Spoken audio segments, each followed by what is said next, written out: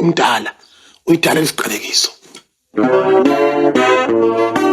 ingazelele sidlela inyama nje ngihleli namakhehla ngoba amakhehla ayisibusiso ngihleli namakhehla siyancokola sibizana ngomnakwethu ke namakhehla masihleli uthi mnakwethu masancokola nje namakhehla sidla inyama lapha enhla kwesibaya seqhamuka insizwa lapha ibukeka njengami lensizwa inoma ithe kuba yibhola kancane kodwa nje yona inesakhiwo sami moyibhekile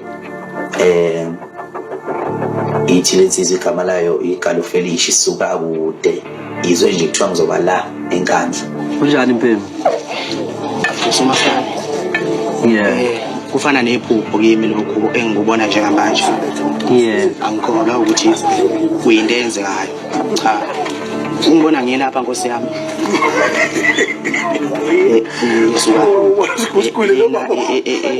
eThekwini. Ngizwile kuthiwa inkosi izobe ingapha enkandla.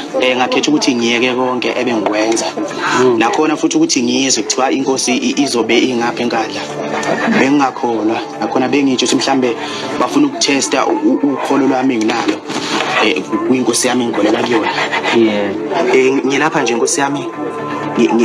Ngize ngaboleka ngisho imali ngahlanganisa ngenxa yothando enginalo nangenxa yenkolelo yami enginayo njengoba ngibukela kuwe ngikholelwa kuwena ngithe ake ngiyisukele ngale ngizela ngizoyicelela ibusiso lokho kwenzeka manje angazi ukuthi budi ngathini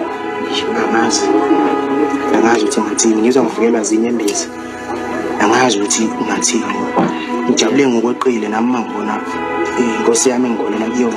Mina mfowethu anginazi ibusiso. Uyedwa nezibusiso uNkulunkulu. Mina ngingabe inkosi yomaskandi kodwa ngiyena angiyona inkosi yakho konke. Ngiyinkosi nje yomaskandi. Ngiyinkosi yaluqaba lo ngomaskandi kodwa nje iyodwa inkosi uNkulunkulu. Nami mfowethu uma ngoxhawula kusho ukuthi kuzodlula iconnection esuka uNkulunkulu eyugcobo kumina bese idlulela kuwena nawe ukwazi mfowethu ukuthi ke ukhululeke uphile ucule umculo wakho wokuthanda abantu wondla izingane uyabona khulisa izingane Mpembe xhawula Mpembe